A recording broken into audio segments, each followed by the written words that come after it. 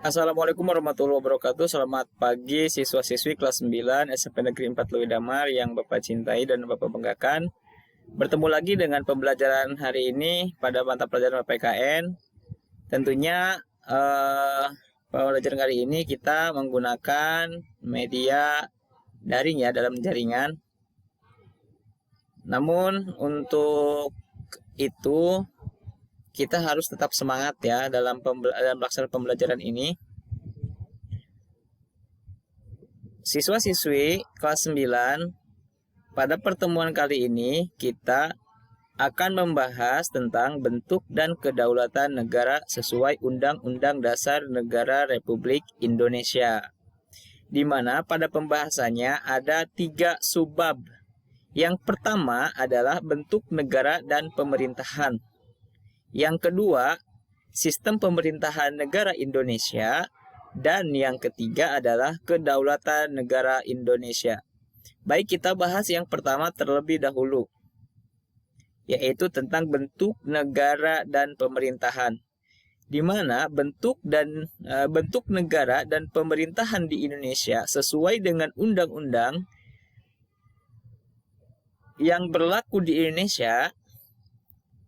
Di antaranya bentuk negara Indonesia yang tercantum di dalam pasal 1 ayat 1 Undang-Undang Dasar 1945 yang berbunyi, negara Indonesia ialah negara kesatuan yang berbentuk republik.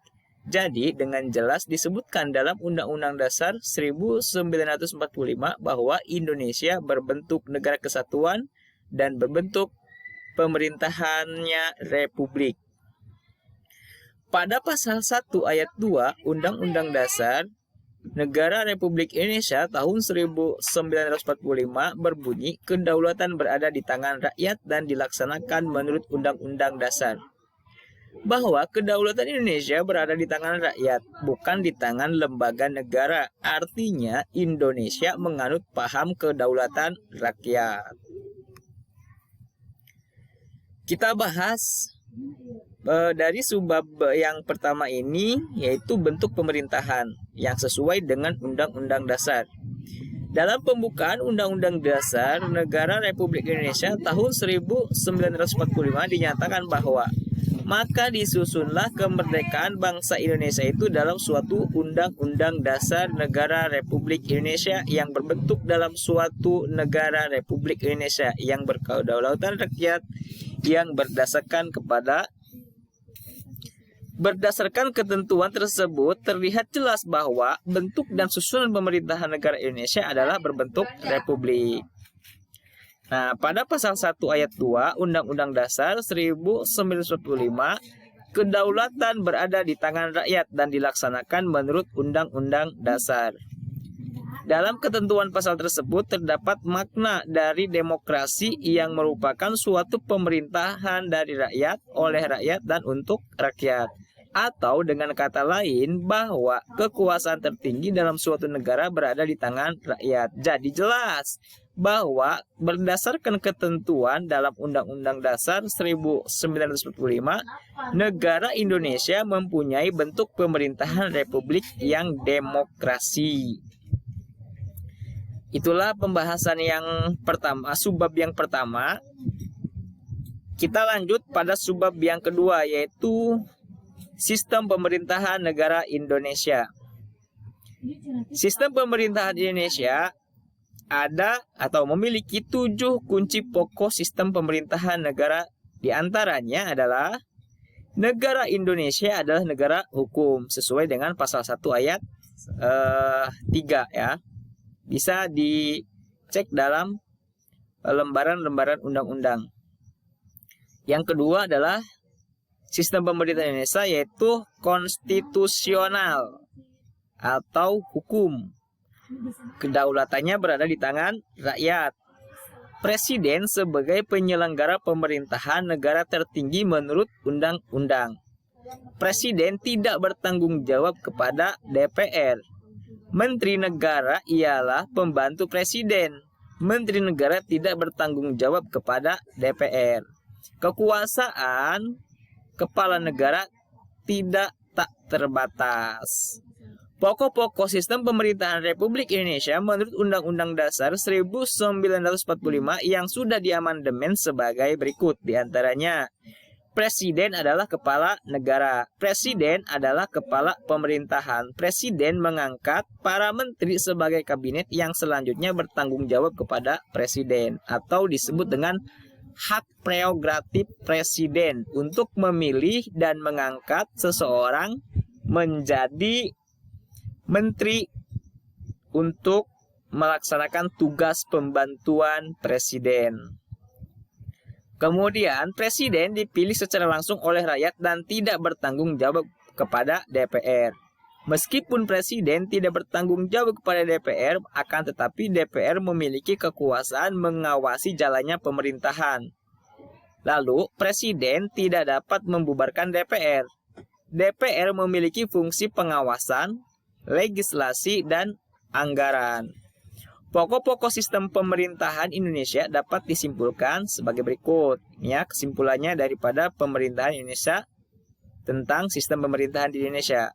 Yang pertama yaitu bentuk negara kesatuan dengan prinsip otonomi yang luas.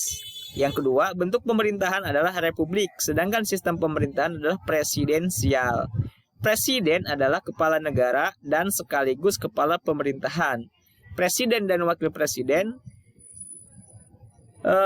dipilih oleh rakyat untuk masa jabatan 5 tahun. Kabinet atau menteri diangkat oleh presiden dan bertanggung jawab kepada presiden. Parlemen terdiri atas 2 bagian, yaitu DPR dan DPD, merupakan anggota MPR. Artinya MPR itu adalah perwakilan dari anggota DPR dan anggota DPD yang sudah dipilih oleh rakyat melalui pemilu. Kabinet atau menteri diangkat oleh presiden dan bertanggung jawab kepada DPR. Kekuasaan yudikatif dijadikan oleh Mahkamah Agung dan badan peradilan di bawahnya seperti Pengadilan Tinggi dan Pengadilan Negeri serta sebuah Mahkamah Konstitusi.